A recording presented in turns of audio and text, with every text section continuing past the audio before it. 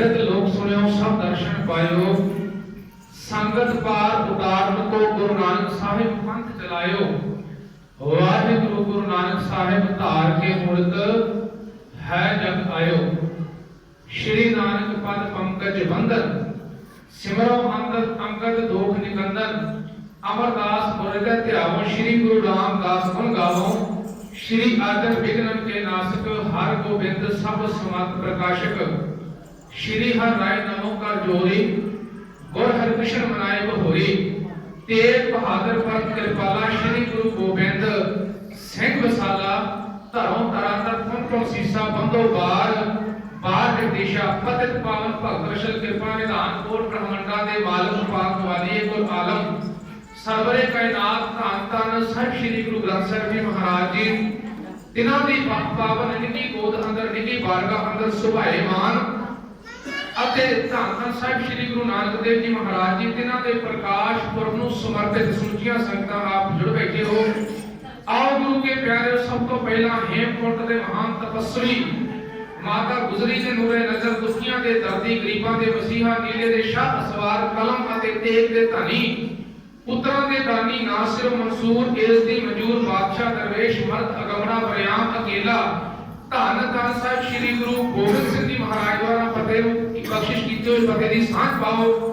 ਜਿਤਨੇ ਵੀ ਸਰੀਰ ਸਤਿਗੁਰੂ ਸ੍ਰੀ ਗੁਰੂ ਗ੍ਰੰਥ ਸਾਹਿਬ ਜੀ ਮਹਾਰਾਜ ਜੀ ਦੀ ਪਾਵਨ ਨਿੱਕੀ ਬਾਰਗਾਹ ਅੰਦਰ ਜੁੜ ਬੈਠੇ ਹੋ, ਇੱਕੋ ਵਾਰ ਕਹਿ ਕੇ ਫਤਿਹ ਦਾ ਜਵਾਬ ਆਪ ਜੀ ਨੇ ਫਤਿਹ ਦੇ ਵਿੱਚ ਦੇਣਾ, ਤਾਂ ਕਿ ਆਪਾਂ ਧੰਨ ਸ੍ਰੀ ਗੁਰੂ ਨਾਨਕ ਦੇਵ ਜੀ ਮਹਾਰਾਜ ਜੀ ਦੇ ਜੀਵਨ ਦੇ ਵਿੱਚੋਂ ਉਹਨਾਂ ਨੇ ਜਿਹੜਾ ਮਨੁੱਖਾ ਦੇਹੀ ਇਸ ਮਾਤ ਲੋਕ ਦੇ ਉੱਤੇ ਬਿਤਾਈ ਹੈ, ਉਸ ਮਨੁੱਖਾ ਦੇਹੀ ਦੇ ਵਿੱਚੋਂ ਕੁਝ ਕੋ ਜੀਵਨ ਦੇ ਕੁਝ ਕੋ ਪਲ ਦੇ ਕੁਝ ਕੋ ਸਮੇਂ ਜਿਹੜੇ ਨੇ ਆਪਾਂ ਇੱਥੇ ਸਾਂਝੇ ਕਰਕੇ ਜਾਣੇ ਹਨ ਤੇ ਸਿੱਖਿਆ ਲੈ ਕਰਕੇ ਜਾਣੀ ਕਿ ਸਤਿਗੁਰੂ ਨਾਨਕ ਦੇਵ ਜੀ ਮਹਾਰਾਜ ਜੀ ਨੇ ਸਾਨੂੰ ਕਿਸ ਤਰ੍ਹਾਂ ਦੀ ਜੀਵਨ ਦੀ ਜਾਚ ਦਿੱਤੀ ਹੈ ਤੇ ਸਿੱਖਾਂ ਇਸ ਜੀਵਨ ਦੇ ਵਿੱਚ ਸਿੱਖਾਂ ਨੂੰ ਜਿਉਣ ਦਾ ਢੰਗ ਗੁਰੂ ਮਹਾਰਾਜ ਜੀ ਨੇ ਕਿਸ ਤਰ੍ਹਾਂ ਦਾ ਦਿੱਤਾ ਹੈ। ਆਓ ਬਹੁਤਾ ਚਿਰ ਮੈਂ ਫਤਿਹ ਦੀ ਸਾਂਝ ਦੇ ਵਿੱਚ ਲੰਮਾ ਸਮਾਂ ਨਾ ਲੈ ਕੇ ਜਾਵਾਂ, ਸਮਾਂ ਬੜਾ ਸੀਮਿਤ ਹੈ, 1 ਘੰਟੇ ਦਾ ਸਮਾਂ, ਕੁਝ ਸਮਾਂ ਲੰਘ ਚੁੱਕਾ ਹੈ, ਕੁਝ ਸਮਾਂ ਅੱਗੇ ਬਾਕੀ ਹੈ। ਆਪਾਂ ਸਤਿਗੁਰਾਂ ਦੇ ਜੀਵਨ ਦੀ ਇਤਿਹਾਸ ਦੀ ਸਾਂਝ ਵੀ ਪਾਉਣੀ ਹੈ। ਇੱਕੋ ਵਾਰ ਕਹਿ ਕੇ ਬੁਲਾਓ ਫਤਿਹ ਆਖੋ ਜੀ, ਵਾਹਿਗੁਰੂ ਜੀ ਕਾ ਖਾਲਸਾ, ਵਾਹਿਗੁਰੂ ਜੀ ਕੀ ਫਤਿਹ। ਭਾਈ ਗੁਰਦਾਸ ਜੀ ਲਿਖਦੇ ਨੇ, ਸਤਿਗੁਰ ਨਾਨਕ ਪ੍ਰਗਟਿਆ ਮਿੱਟੀ ਧੁੰਦ, ਜਗ ਜਨ ਹੋਆ ਜਿਉ ਕਰ ਸੂਰਜ ਨਿਕਲਿਆ, ਤਾਰੇ ਛੱਪੇ ਅੰਧੇਰ ਖਲੋਆ। ਸਿੰਘ ਪੁਕੈ ਮਿਰਗਾਵਲੀ ਭੰਨੀ ਜਾਏ, ਸਿੰਘ ਪੁਕੈ ਮਿਰਗਾਵਲੀ ਭੰਨੀ ਜਾਏ, ਨਾ ਧੀਰ ਧੋਆ। ਭਾਈ ਗੁਰਦਾਸ ਜੀ ਨੇ ਕਿਹੜੀ ਧੁੰਦ ਦੀ ਗੱਲ ਕੀਤੀ ਹੈ? ਆਪਾਂ ਪ੍ਰਭਾਤ ਫੇਰੀਆਂ ਦੇ ਥਾਂ ਤੇ ਜਿਹੜੇ ਗੁਰੂ ਮਹਾਰਾਜ ਜੀ ਦੇ ਚਰਨਾਂ ਦੇ ਵਿੱਚ ਬੈਠ ਕਰਕੇ ਕਥਾ ਵਿਚਾਰਾਂ ਦੀ ਸਾਂਝ ਪਾਈ ਸੀ, ਉਹਨਾਂ ਦੇ ਵਿੱਚ ਆਪਾਂ ਇਹ ਜਿਹੜੀਆਂ ਸਾਰੀਆਂ ਚੀਜ਼ਾਂ ਸਾਂਝੀਆਂ ਕਰ ਚੁੱਕੇ ਹਾਂ। ਮੈਂ ਥੋੜਾ ਜਿਹਾ ਸੰਖੇਪ ਦੇ ਵਿੱਚ ਇਹਦੇ ਵਿੱਚ ਜਾ ਕੇ ਆਪ ਜੀ ਨੂੰ ਦੱਸਣ ਦਾ ਯਤਨ ਕਰਾਂ। ਭਾਈ ਗੁਰਦਾਸ ਜੀ ਨੇ ਉਸ ਧੁੰਦ ਦੀ ਗੱਲ ਕੀਤੀ ਸੀ, ਆਮ ਜਿਹੜੀ ਆਪਣੇ ਧੁੰਦ ਪੈਂਦੀ ਇਹਦਾ ਜ਼ਿਕਰ ਨਹੀਂ ਸੀ ਕੀਤਾ। ਭਾਈ ਗੁਰਦਾਸ ਜੀ ਉਸ ਧੁੰਦ ਦੀ ਗੱਲ ਕਰ ਰਹੇ ਨੇ ਜਿਹੜੀ ਧੁੰਦ ਜ਼ੁਲਮਾਂ ਦੀ ਇਸ ਦੁਨੀਆ ਦੇ ਇਨਸਾਨਾਂ ਦੇ ਉੱਤੇ, ਗਰੀਬਾਂ ਦੇ ਉੱਤੇ ਪੈ ਰਹੀ ਸੀ। ਉਹ ਚਾਹੇ ਰਾਜਨੀਤਿਕ ਲੋਕ ਸਨ, ਚਾਹੇ ਧਾਰਮਿਕ ਲੋਕ ਸਨ, ਚਾਹੇ ਕੱਟੜਵਾਦੀ ਲੋਕ ਸਨ, ਚਾਹੇ ਜਰਵਾਣੇ ਜਿਹੜੇ ਖੜ ਕੇ ਇਸ ਹਿੰਦੁਸਤਾਨ, ਇਸ ਭਾਰਤ ਦੇ ਉੱਤੇ ਆਉਂਦੇ ਸਨ, ਉਹਨਾਂ ਵੱਲੋਂ ਜਿਹੜੀ ਧੁੰਦ ਮਜ਼ਲੂਮਾਂ ਦੇ ਉੱਤੇ ਜ਼ੁਲਮਾਂ ਦੀ ਪਾਈ ਗਈ ਸੀ, ਉਸ ਧੁੰਦ ਨੂੰ ਲਾਉਣ ਵਾਸਤੇ ਧੰਨ ਸ਼੍ਰੀ ਗੁਰੂ ਨਾਨਕ ਦੇਵ ਜੀ ਮਹਾਰਾਜ ਜੀ ਨੇ ਇਸ ਮਾਤ ਲੋਕ ਦੇ ਉੱਤੇ ਅਵਤਾਰ ਧਾਰਿਆ। ਉਹ ਪਰਿਵਾਰ ਕਿਹੜਾ ਹੈ ਜਿਸ ਪਰਿਵਾਰ ਦੇ ਵਿੱਚ ਗੁਰੂ ਨਾਨਕ ਦੇਵ ਜੀ ਮਹਾਰਾਜ ਜੀ ਨੇ ਅਵਤਾਰ ਧਾਰਨਾ ਕੀਤਾ? ਅਵਤਾਰ ਦਾ ਆਖਰੀ ਅਰਥ ਜਨਮ ਹੀ ਹੋਇਆ ਕਰਦਾ ਹੈ। ਬਹੁਰ ਬਹੁਰ ਅਵਤਾਰ ਇਹ ਭਾਈ ਭਗਤ ਕਬੀਰ ਜੀ ਦੇ ਲਫ਼ਜ਼ ਨੇ। ਇਹਦਾ ਮਤਲਬ ਹੈ ਕਿ ਜਿਹੜਾ ਉਸ ਸ਼ਬਦ ਦੇ ਵਿੱਚ ਦ੍ਰਿਸ਼ਟਾਉਣਾ ਕੀਤਾ ਵੀ ਜਿਹੜਾ ਇਨਸਾਨ ਇਸ ਦੁਨੀਆ ਦੇ ਉੱਤੇ ਚੰਗੇ ਕੰਮ ਨਹੀਂ ਕਰਦਾ, ਉਹਦਾ ਦੁਆਰ ਦੁਆਰ ਫਿਰ ਜਨਮ ਇਸ ਮਾਤ ਲੋਕ ਦੇ ਉੱਤੇ ਵੱਖ-ਵੱਖ ਦੁਨੀਆ ਦੇ ਵਿੱਚ ਹੁੰਦਾ ਹੈ। ਅਵਤਾਰ ਦੇ ਆਖਰੀ ਅਰਥ ਨੇ ਜਨਮ। ਜਿਸ ਤਰੀਕੇ ਦੇ ਨਾਲ ਆਪਾਂ ਕਿਸੇ ਦਾ ਕੋਈ ਜਨਮ ਕਹਿ ਦਿੰਦਾ ਹੈ, ਕੋਈ ਬਰਥ ਕਹਿ ਦਿੰਦਾ, ਅੰਗਰੇਜ਼ੀ ਦੇ ਲਫ਼ਜ਼ ਨੇ ਕਿ ਅਵਤਾਰ ਵੀ ਇੱਕ ਇਹਨਾਂ ਦਾ ਹੀ ਇੱਕ ਅੰਸ਼ ਹੈ, ਇਹਨਾਂ ਦਾ ਹੀ ਇੱਕ ਉਦਾਹਰਨ ਹੈ। ਧੰਨ ਸ਼੍ਰੀ ਗੁਰੂ ਨਾਨਕ ਦੇਵ ਜੀ ਮਹਾਰਾਜ ਜੀ ਗੁਰਬਾਣੀ ਕੀ ਕਹਿੰਦੀ ਹੈ? ਗੁਰਬਾਣੀ ਕਹਿੰਦੀ ਧੰਨ ਧੰਨ ਕੁਲ, ਧੰਨ ਧੰਨ ਪਿਤਾ, ਧੰਨ ਧੰਨ ਕੁਲ, ਧੰਨ ਧੰਨ ਸੋ ਜਨਨੀ ਜਿਨ ਗੁਰੂ ਜਣਿਆ ਮਾਏ। ਉਹ ਕੁਲ ਧੰਨ ਹੈ, ਉਹ ਮਾਤਾ, ਉਹ ਪਿਤਾ ਧੰਨ ਨੇ ਜਿਨ੍ਹਾਂ ਨੇ ਗੁਰੂ ਮਹਾਰਾਜ ਜੀ ਨੂੰ ਅਵਤਾਰ ਦਿੱਤਾ ਹੈ, ਇਸ ਮਾਤਲੋਕ ਤੇ ਆਉਣ ਦਾ ਅਵਸਰ ਪ੍ਰਦਾਨ ਕੀਤਾ। ਅਵਤਾਰ ਜਿਨ੍ਹਾਂ ਦੇ ਰਾਹੀਂ, ਜਿਨ੍ਹਾਂ ਦੀ ਕੁੱਖ ਵਿੱਚੋਂ ਇਸ ਦੁਨੀਆ ਦੇ ਉੱਤੇ ਅਵਤਾਰ ਲੈਂਦੇ ਨੇ, ਜਿਨ੍ਹਾਂ ਦੇ ਘਰ ਦੇ ਵਿੱਚ ਅਵਤਾਰ ਲੈਂਦੇ ਨੇ, ਉਹ ਧੰਨ ਹੋਇਆ ਕਰਦੇ ਨੇ। ਉਹ ਧੰਨ ਕੌਣ ਨੇ? ਕਿਹੜਾ ਪਰਿਵਾਰ ਹੈ? ਬਾਬਾ ਸ਼ਿਵਰਾਮ ਤੇ ਮਾਤਾ ਸਭਰਾਈ ਜੀ। ਇਹਨਾਂ ਦੇ ਘਰ ਦੇ ਵਿੱਚ 2 ਪੁੱਤਰ ਨੇ। ਪਹਿਲਾ ਵੱਡਾ ਪੁੱਤਰ ਹੈ ਮਹਿਤਾ ਕਲਿਆਣ ਚੰਦ ਜੀ, ਜਿਨ੍ਹਾਂ ਦਾ जन्म इतिहासकार लिखते हैं 1440 ਦੇ ਵਿੱਚ जन्म ਹੁੰਦਾ ਹੈ। जन्म कितने ਹੁੰਦਾ? जामा राय। उस वक्त ਆਪਾਂ ਪੱਠੇ ਪਿੰਡ ਵੀ ਉਸ ਪਿੰਡ ਨੂੰ ਕਿਹਾ ਜਾਂਦਾ ਸੀ। ਅੱਜ ਕੱਲ੍ਹ ਡੇਰਾ ਬਾਬਾ ਨਾਨਕ ਲਾਹੌਰ ਦੇ ਨਾਮ ਦੇ ਨਾਲ ਆਪਾਂ ਜਾਣਦੇ ਤਰਨਤਾਰਨ ਜ਼ਿਲ੍ਹੇ ਦੇ ਵਿੱਚ ਹੈ। ਉੱਥੇ ਬਾਬਾ ਸ਼੍ਰੀ ਰਾਮ ਜੀ ਦੇ ਘਰ ਦੇ ਵਿੱਚ ਦੋ ਪੁੱਤਰਾਂ ਨੇ ਜਨਮ ਲਿਆ। ਇੱਕ ਦਾ ਵੱਡੇ ਦਾ ਨਾਮ ਰੱਖਿਆ ਮਹਿਤਾ ਕਲਿਆਣ ਚੰਦ ਜੀ ਤੇ ਛੋਟੇ ਦਾ ਨਾਮ ਰੱਖਿਆ ਹੋਇਆ ਲਾਲ ਚੰਦ ਜੀ।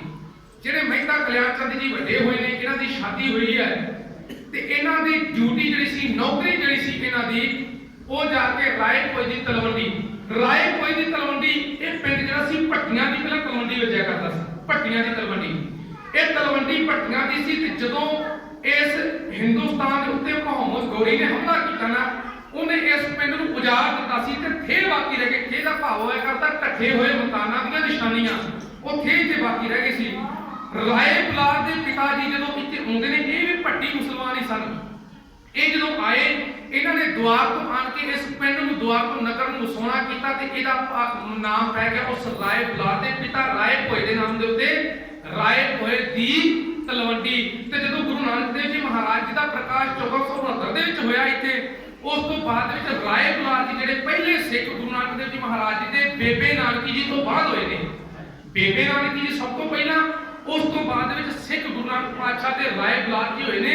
ਉਹਨਾਂ ਨੇ ਜਦੋਂ ਗੁਰੂ ਨਾਨਕ ਦੇਵ ਜੀ ਮਹਾਰਾਜ ਜੀ ਦੇ ਦਰਸ਼ਨ ਕੀਤੇ, ਉਹਨਾਂ ਨੇ ਇੱਕ ਨਾਰਾ ਦਿੱਤਾ ਸੀ ਇਸ ਪਿੰਡ ਦੇ ਨਾਮ ਦਾ, ਨਾਨਕ ਆਇਨ। ਨਾਨਕ ਆਇਨ ਤੋਂ ਨਾਮ ਜਿਹੜਾ ਸੀ ਨਨਕਾਣਾ ਸਾਹਿਬ ਅੱਜ ਪਿਆ ਹੈ। ਨਨਕਾਣਾ ਸਾਹਿਬ ਇਸ ਰਾਏ ਬਲਾਰ ਨੇ ਇਸ ਤਲਵੰਡੀ ਦਾ ਨਾਮ ਨਾਨਕ ਆਇਨ ਸਾਹਿਬ ਰੱਖਿਆ ਸੀ ਤੇ 750 ਕਿੱਲਾ ਉਸ ਵਕਤ ਜ਼ਮੀਨ ਦਾ ਗੁਰੂ ਨਾਨਕ ਦੇਵ ਜੀ ਮਹਾਰਾਜ ਜੀ ਦੇ ਨਾਮ ਵੀ ਕਰਵਾਇਆ ਸੀ। ਉਹ ਵਿਚਾਰ ਜਨਮ ਦੀਆਂ ਗੱਲਾਂ ਜਿਹੜੀਆਂ ਸੀ, ਅਵਤਾਰ ਦੀਆਂ, ਪ੍ਰਕਾਸ਼ ਪੁਰਬ ਦੀਆਂ ਗੱਲਾਂ ਜਿਹੜੀਆਂ ਸੀ, ਉਹ ਆਪਾਂ ਪ੍ਰਭਾਤ ਦੀਆਂ ਦੇ ਵਿੱਚ ਸਾਂਝੀਆਂ ਕੀਤੀਆਂ ਨੇ। ਮੈਂ ਅੱਗੇ ਜਾ ਕੇ ਸਤਿਗੁਰਾਂ ਦੇ ਜੀਵਨ ਦੀ ਗੱਲ ਸੁਣਾਉਣੀ ਹੈ। ਗੁਰੂ ਨਾਨਕ ਦੇਵ ਜੀ ਮਹਾਰਾਜ ਜੀ 33 ਵਰੇ, ਕਈ ਇਤਿਹਾਸਕਾਰ ਲਿਖ ਦਿੰਦੇ ਨੇ ਵੀ ਗੁਰੂ ਨਾਨਕ ਦੇਵ ਜੀ ਮਹਾਰਾਜ ਜੀ ਬੜੀ ਛੋਟੀ ਉਮਰ ਦੇ ਵਿੱਚ ਨਹੀਂ, ਗੁਰੂ ਨਾਨਕ ਦੇਵ ਜੀ ਮਹਾਰਾਜ ਜੀ 33 ਵਰੇ। ਪ੍ਰਿੰਸੀਪਲ ਸਤਬੀਰ ਸਿੰਘ ਜੀ, ਪ੍ਰੋਫੈਸਰ ਸਾਹਿਬ ਸਿੰਘ ਜੀ ਲਿਖਦੇ ਨੇ 33 ਵਰੇ ਇਸ ਰਾਏ ਭੋਏ ਦੀ ਤਲਵੰਡੀ ਨਨਕਾਣਾ ਸਾਹਿਬ ਉੱਥੇ ਗੁਜ਼ਾਰੇ ਨੇ ਮਹਾਰਾਜ ਜੀ ਨੇ। 33 ਵਰੇ ਤੋਂ ਬਾਅਦ ਵਿੱਚ ਸੁਲਤਾਨਪੁਰ ਦੇ ਵਿੱਚ 12 ਵਰੇ ਗੁਰੂ ਨਾਨਕ ਦੇਵ ਜੀ ਮਹਾਰਾਜ ਨੇ ਇੱਥੇ ਗੁਜ਼ਾਰੇ ਨੇ। 30 ਅਗਸਤ 1507 ਦੇ ਵਿੱਚ ਪਹਿਲੀ ਉਦਾਸੀ ਗੁਰੂ ਨਾਨਕ ਦੇਵ ਜੀ ਮਹਾਰਾਜ ਜੀ ਨੇ ਇਸ ਸੁਲਤਾਨਪੁਰ ਦੀ ਧਰਤੀ ਤੋਂ ਆਰੰਭ ਕੀਤੀ ਸੀ। ਇਹ ਸੁਲਤਾਨਪੁਰ, ਮੈਂ ਆਪ ਜੀ ਦੇ ਨਾਲ ਪਹਿਲਾਂ ਜ਼ਿਕਰ ਕੀਤਾ ਸੀ, ਬੜਾ ਇੱਕ ਖੁਸ਼ਹਾਲ ਨਗਰ ਸੀ, ਖੁਸ਼ਹਾਲ ਸ਼ਹਿਰ ਸੀ। 16 ਬਾਜ਼ਾਰ, ਇਸ 16 ਬਾਜ਼ਾਰ ਇਸ ਸੁਲਤਾਨਪੁਰ ਦੀ ਧਰਤੀ ਤੇ ਲੱਗਿਆ ਕਰਦੇ ਸਨ। ਇਸਲਾਮਿਕ ਯੂਨੀਵਰਸਿਟੀ, ਸਭ ਤੋਂ ਵੱਡੀ ਯੂਨੀਵਰਸਿਟੀ ਭਾਰਤ ਦੀ, ਇਸ ਸੁਲਤਾਨਪੁਰ ਦੀ ਧਰਤੀ ਤੇ ਸੀ। ਉਹ ਬਾਅਦ ਦੇ ਵਿੱਚ ਜਿੱਦਾਂ ਮੁਗਲਾਂ ਨੇ ਆਣ ਕੇ ਹਮਲੇ ਕੀਤੇ ਤੇ ਉਜਾੜਿਆ ਗਿਆ ਇਸ ਚੀਜ਼ ਨੂੰ, ਉਹ ਵੱਖਰੀ ਗੱਲ ਹੈ। ਬਾਅਦ ਵਿੱਚ ਸੁਲਤਾਨਪੁਰ ਨੂੰ ਉਜਾੜ ਦਿੱਤਾ ਗਿਆ ਸੀ, ਤਾਂ ਕਰਕੇ ਸੁਲਤਾਨਪੁਰ ਛੋਟਾ ਜਿਹਾ ਨਗਰ ਰਹਿ ਗਿਆ। ਸੁਲਤਾਨਪੁਰ ਦੇ ਵਿੱਚ 16 ਬਾਜ਼ਾਰ ਸਨ। ਹਰ ਇੱਕ ਚੀਜ਼ ਦਾ ਬਾਜ਼ਾਰ ਲੱਗਿਆ ਸੀ। ਪਸ਼ੂਆਂ ਦੀ ਮੰਡੀ ਇੱਥੇ ਲੱਗਿਆ ਹੋਇਆ ਕਰਦੀ ਸੀ। ਲੋਹੇ ਦੀ ਸਭ ਤੋਂ ਵੱਡੀ ਮੰਡੀ ਇਸ ਸੁਲਤਾਨਪੁਰ ਦੇ ਵਿੱਚ ਹੋਇਆ ਕਰਦੀ ਸੀ। 16 ਬਾਜ਼ਾਰ ਵੱਖ-ਵੱਖ ਤਰੀਕਿਆਂ ਦੇ ਇਸ ਸੁਲਤਾਨਪੁਰ ਦੀ ਧਰਤੀ ਤੇ ਸੀ। ਗੁਰੂ ਨਾਨਕ ਦੇਵ ਜੀ ਮਹਾਰਾਜ ਜੀ ਦਾ ਮਿਸ਼ਨ ਕੀ ਸੀਗਾ?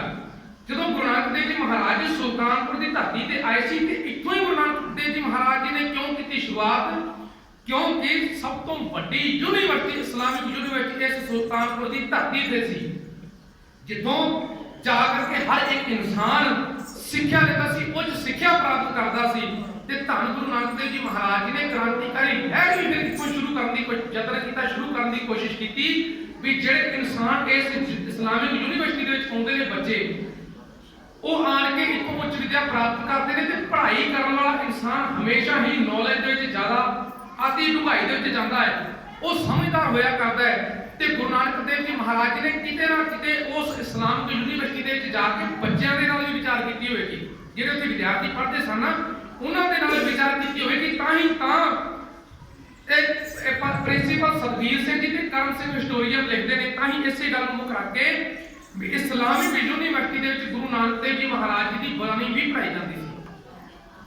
ਇਹ ਸੀ ਗੁਰੂ ਨਾਨਕ ਦੇਵ ਜੀ ਮਹਾਰਾਜ ਜੀ ਦੀ ਕ੍ਰਾਂਤੀਕਾਰੀ ਇਹਨਾਂ ਉਦਾਸੀਆਂ ਦੀ ਸ਼ੁਰੂਆਤ। 1507 ਦੇ ਵਿੱਚ ਗੁਰੂ ਨਾਨਕ ਦੇਵ ਜੀ ਮਹਾਰਾਜ ਜੀ ਇਸ ਉਦਾਸੀਆਂ ਦੀ ਸ਼ੁਰੂਆਤ ਕਰਨ ਲੱਗੇ ਨੇ। ਮੈਂ ਸੰਖੇਪ ਦੇ ਵਿੱਚ ਆਪ ਜੀ ਦੇ ਨਾਲ ਇੱਕ ਛੋਟੀ ਜਿਹੀ ਉਦਾਹਰਨ ਸਾਂਝੀ ਕਰਨਾ ਚਾਹੁੰਦਾ। ਗੁਰੂ ਕੇ ਪਿਆਰੇ ਯਾਦ ਰੱਖਣਾ, ਗੁਰੂ ਨਾਨਕ ਦੇਵ ਜੀ ਮਹਾਰਾਜ ਜੀ ਇਸ ਦੁਨੀਆ ਦੇ ਉੱਤੇ ਤਾਰ ਆਏ ਨੇ, ਸਮਝਾਉਣ ਆਏ ਨੇ ਦੁਨੀਆ ਨੂੰ। ਕਿਉਂ? ਕਿਉਂਕਿ ਦੁਨੀਆ ਜਿਹੜੀ ਹੈ ਅੰਧਕਾਰ ਦੇ ਵਿੱਚ, ਵਹਿਮਾਂ ਭਰਮਾਂ ਦੇ ਵਿੱਚ ਡੁੱਬੀ ਜਾ ਰਹੀ ਸੀ। ਵਹਿਮਾਂ ਭਰਮਾਂ ਦੇ ਵਿੱਚ ਡੁੱਬੀ ਜਾ ਰਹੀ ਸੀ। गुरु नानक देव जी महाराज जी ने उदासी शुरू करनी है तो उदासियां का भाव की होया करता है। कान सिंह नाभा ने तीन उदाहरण दित्तियां ने, उदासियां दे तीन चीजां दित्तियां ने। वो कहते ने उदासी का भाव होया करता उदासीनता। उदासीनता का भाव की है अपने आप को घर तो बेघर कर लेना, इस दुनिया के नालों मोह नाता तोड़ लेना ते जंगलों के विच जाके तपस्या करनी, जिहड़े सिद्ध गोरख करते सी जिन्हां नूं गुरु महाराज जी ने समझाउणा कीता। ये भी सी उदासी का एक उदाहरण सी उदासी। दूसरा उदासी की उदाहरण सी उदास हो जाना। जे किसी को कोई काम चंगा ना होया, गलती होगी या अपने आप में कोई निमोशी होगी, आपां कोई काम कर जा रहे हैं, उस काम दे विच आपां नूं सफलता ना मिली, असफल हो गया इंसान, वो उदास हो जाया करता भी मैनूं सफलता नहीं मिली, उन्होंने कहते उदासी आ गई उसके चेहरे के उत्ते। दूजी उदाहरण। तीजी उदाहरण विरक्तता।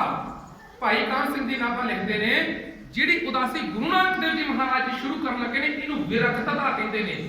विरक्तता का भाव होया करदा अपने घर का त्याग इसलिए करना कि मैं उस अकाल पुरख वाहिगुरू परमात्मा के साजे हुए इंसानों को सीधे रास्ते दे पा सकां। घर का त्याग नहीं किया महाराज ने, पर घर दे नालों मोह तोड़िया है, नाता तोड़िया जिद्दां आपां परिवार के लोग घर दे विचों आपां किते पासे जाइए ते अपने दिल हुंदा भी घर दे विच मेरियां मੱਝਾਂ बणीਆਂ ने, मेरे डंगर पशु बने ने, जां मेरी वाही है, खेती है, फलाना फलाना काम है मेरा खराब होना पिया। इन्हां चीज़ां दे नालों मोह तोड़ के गुरु नानक देव जी महाराज जी ने अकाल पुरख वाहिगुरू परमात्मा ने साजे हुए इंसानां दी भलाई वास्ते अज घर तो कदम पट्टन लगे ने। पहली उदासी 30 अगस्त 1507 ਦੇ ਗੁਰੂ ਨਾਨਕ ਦੇਵ ਜੀ ਮਹਾਰਾਜ ਜੀ ਨੇ ਇਸ ਸੁਲਤਾਨਪੁਰ ਦੀ ਧਰਤੀ ਤੋਂ ਜਿੱਥੇ ਇਸਲਾਮਿਕ ਯੂਨੀਵਰਸਿਟੀ ਸਭ ਤੋਂ ਵੱਡੀ ਸੀ ਤੋਂ ਸ਼ੁਰੂ ਕੀਤੀ ਹੈ। ਪਹਿਲੀ ਉਦਾਸੀ ਸਭ ਤੋਂ ਵੱਡੀ ਉਦਾਸੀ ਮੰਨੀ ਜਾਂਦੀ ਸੀ, ਸਭ ਤੋਂ ਵੱਡੀ ਉਦਾਸੀ ਮੰਨੀ ਜਾਂਦੀ ਗੁਰੂ ਨਾਨਕ ਦੇਵ ਜੀ ਮਹਾਰਾਜ ਜੀ। ਰੋ ਵਿਚਾਰ ਗੁਰੂ ਕੇ ਪਿਆਰਿਓ, ਪਹਿਲੀ ਉਦਾਸੀ ਗਏ ਗੁਰੂ ਨਾਨਕ ਦੇਵ ਜੀ ਮਹਾਰਾਜ ਜੀ ਸੁਲਤਾਨਪੁਰ ਤੋਂ ਤੁਰੇ ਨੇ ਸੰਗਤਾਂ ਨੂੰ ਵੱਖ-ਵੱਖ ਥਾਵਾਂ ਤੋਂ ਉਤਾਰਦੇ ਹੋਏ ਗੁਰੂ ਨਾਨਕ ਦੇਵ ਜੀ ਮਹਾਰਾਜ ਜੀ ਉਹ ਜਗन्नाथपुरी ਦੇ ਮੰਦਰਾਂ ਦੇ ਵਿੱਚ ਪਹੁੰਚੇ ਨੇ। जगन्नाथपुरी ਜਦੋਂ ਪਹੁੰਚੇ गुरु महाराज जी ने देखा सब तो बड़ा पखंड का दरबार एक जगन्नाथपुरी का जिहड़ा शहर सी सब तो बड़ा पखंड का केंद्र सी। महाराज जी ने ਵੱਖ-ਵੱਖ ਥਾਵਾਂ ਤੇ ਸੰਗਤਾਂ ਨੂੰ ਉਤਾਰਿਆ ਤੇ ਜਾ ਕੇ महाराज जी ने मंदिर के सामने डेरे लगा लए। ਜਿਹੜਾ ਮੰਦਿਰ ਦੇ ਵਿੱਚ गुरु महाराज जी गए ਤੇ ਉੱਥੇ ਆਰਤੀ ਦਾ ਜਦੋਂ ਸਮਾਂ ਹੋਇਆ ਤੇ ਪੰਡਤ ਆਰਤੀ ਕਰਨ ਲੱਗਾ।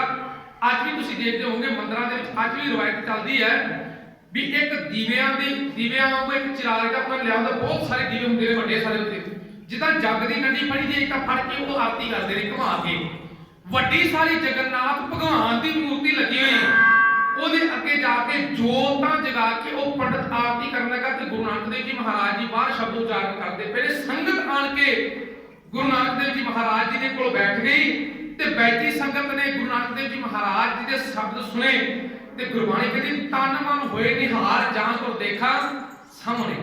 ਕਿੱਥੇ ਪੱਥਰ ਦੇ ਵਿੱਚੋਂ ਭਗਵਾਨ ਖੁਜਣਾ ਤੇ ਕਿੱਥੇ ਗੁਰੂ ਨਾਨਕ ਦੇਵ ਜੀ ਮਹਾਰਾਜ ਜੀ ਆਪ ਨਾਰਾਇਣ ਸਾਖਸ਼ਾਤ ਸਾਹਮਣੇ ਬੈਠੇ। ਮੁਖਾਰ ਬਿੰਦ ਦੇ ਵਿੱਚੋਂ ਰਾਗਾਂ ਦੀ ਧੁਨ ਤੇ ਗੁਰੂ ਨਾਨਕ ਦੇਵ ਜੀ ਮਹਾਰਾਜ ਜੀ ਦੇ ਮੁਖਾਰ ਬਿੰਦ ਦੇ ਵਿੱਚੋਂ ਨਿਕਲੇ ਹੋਏ ਇੱਕ ਇੱਕ ਲਫ਼ਜ਼ ਮੋਤੀਆਂ ਦੇ ਵਾਂਗ ਸੰਤਾਂ ਦੇ ਹਿਰਦਿਆਂ ਦੇ ਉੱਤੇ ਜੜੇ ਜਾਣ ਲੱਗੇ।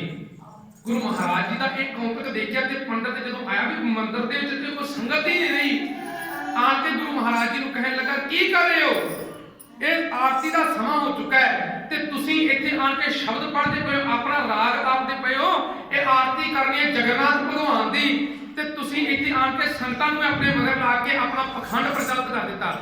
ਗੁਰੂ ਮਹਾਰਾਜ ਜੀ ਮੁਸਕਰਾਏ, ਚਿਹਰੇ ਦੇ ਉੱਤੇ ਮੁਸਕਰਾਹਟ ਹੈ। ਮਹਾਰਾਜ ਜੀ ਪੰਡਤ ਨੂੰ ਸੰਬੋਧਨ ਕਰਦੇ ਹੋਏ ਇੱਕ ਸ਼ਬਦ ਉਚਾਰਨ ਲੱਗੇ ਨੇ ਧਨਾਸਰੀ ਰਾਗ ਦੇ ਵਿੱਚ। ਧਨਾਸਰੀ ਮਹੱਲਾ ਪਹਿਲਾ। ਗਗਨ ਮੈਂ ਥਾਲ ਰਵ ਚੰਦ ਦੀਪਕ ਬਨੇ ਤਾਰ का मंडल जनक मोती धूप मलयानो पवन चमरो करे सगल बन रहे फुलंत ज्योति कैसी आरती हुई।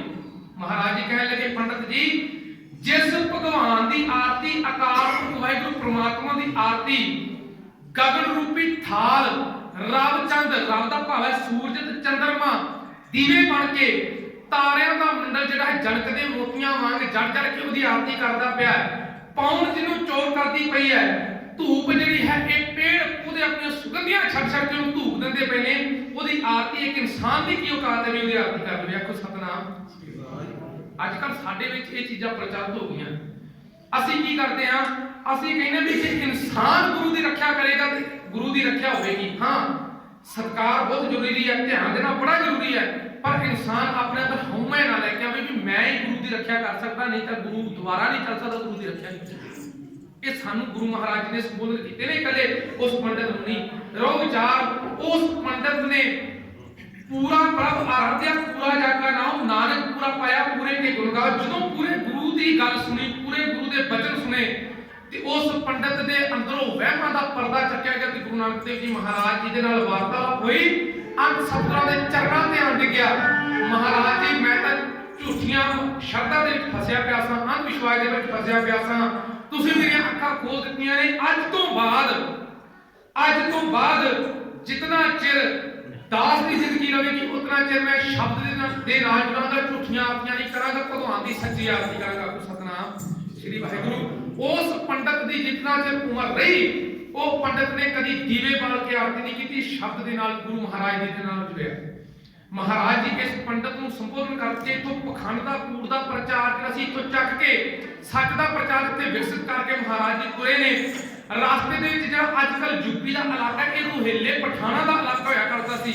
महाराज जी इस रोहेलखंड दे विच आउंदे पए ने, जंगल दे विच आए। जंगल दे विच तुरदियां भाई मर्दाना बड़ा थक के चूर हो चुका है, टुट गया शरीर भाई मर्दाने का। गुरु नानक देव जी महाराज जी अकाल पुरख दी मस्ती दे विच आ करके इस दरख्त दे नाल ढोला के बैठे ने।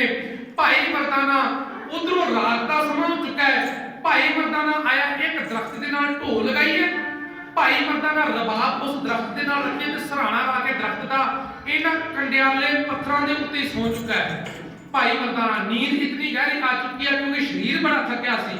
अजकल साडे वर्गे ने भाई मर्दाने सी गुरु नानक देव जी महाराज जी की फोटो जिहड़ी बड़ी भारे जी शरीर की बनाई है भी जिद्दां गुरु महाराज जी एक कदम भी ना तुरे हो। महाराज जी का शरीर जिहड़ा सी बड़ा पतला सी गुरु महाराज जी का, क्योंकि सबक तुर के बड़ा तय करते सी महाराज जी। ये प्रोफेसर साहब सिंह दे बोल ने। महाराज जी एक इस दरख्त दे नालों उठे ने, एक पत्थर की सिल दे उत्ते जा करके महाराज जी बैठ चुके ने। अज गुरु महाराज जी को एक सिख याद करता पाया। सिख इधरों महाराज जी दी तारां अकाल पुरख वाहिगुरू परमात्मा दे नाल जुड़ियां ने। क्यों? गुरु महाराज जी ने एक गल हमेशा कही, भावें कि भट्टा ने गल कही भी आप नारायण कला धार जग में प्रगटे हो, परंतु गुरु महाराज जी तो पहला जितने भी आए पीर फकीर रहबर अवतार आए सारे ने अपना नाम जपाया। महाराज जी ने क्या हम आदमी हाँ एकदम ही। ਜਦੋਂ भी कोई कार्य करते महाराज जी अकाल पुरख वाहिगुरू परमात्मा के चरणों में अरदास करके तुरते। कभी भी महाराज जी ने नहीं कहा भी नानक का नाम जपो। महाराज कहते सत करतार का नाम जपो, सत करतार परमात्मा अकाल पुरख का नाम जपो। गुरु महाराज जी आज बैठे ने एक सिख याद करता पाया। सिख मुसीबत दे विच है। गुरु महाराज जी आज पत्थर की सिरे दे उत्ते, हे अकाल पुरख वाहिगुरू परमात्मा जिस इलाके दे विच मैं आज जाना लगा हां वो इलाके दे विच बड़ा पाप हो रहा है, बरदा फरोशी का एक जुल्म हो रहा है। बरदा फरोशी इस कविता तो बाद आप जी नाल साझी करांगा। बरदा फरोशी का जुल्म इस इलाके दे विच हो रहा है। उस सिख दे नाल जितने अकाल पुरख वाहिगुरू परमात्मा के जीव ने लोक ने उन्होंने मैं उत्तों छुड़ा के लैके आना है ते इन्हां लोकां नूं सीधे रस्ते दे विच पाउणा है। अकाल पुरख वाहिगुरू परमात्मा दे नाल सतगुरां दी तार जुड़ी है। अरदास बेनती करन लगे ने, अद्धी रात होई है, तारे टिमटमाउंदे पए ने, मर्दाना भूख थक के सुता पिया है। गुरु नानक देव जी महाराज जी उस अकाल पुरख वाहिगुरू